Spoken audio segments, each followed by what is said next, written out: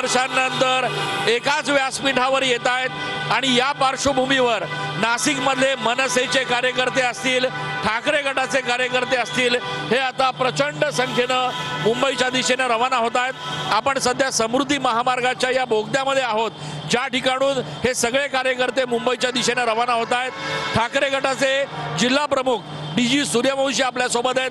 किती महत्त्वाचा आजचा दिवस, दोन्ही ठाकरे बंधू एकत्र येत आहेत। नक्कीच हा आनंदाचा दिवस आहे, विजय सोहळा आहे।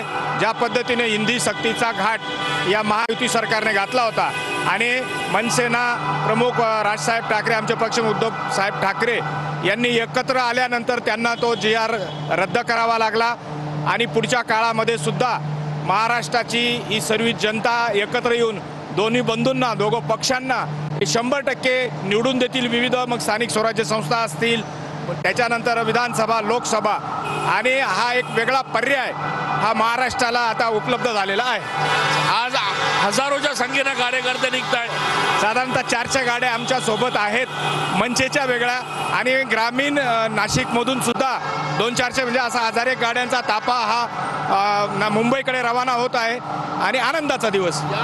या एकूणच सभेनंतर काय वातावरण बघायला मिळेल नाशिक? 100% एक लाट तयार होणार आहे। आतापर्यंत लय खूप लाटा आल्या, आता 100% शिवसेना आणि मनसेची लाट येणार।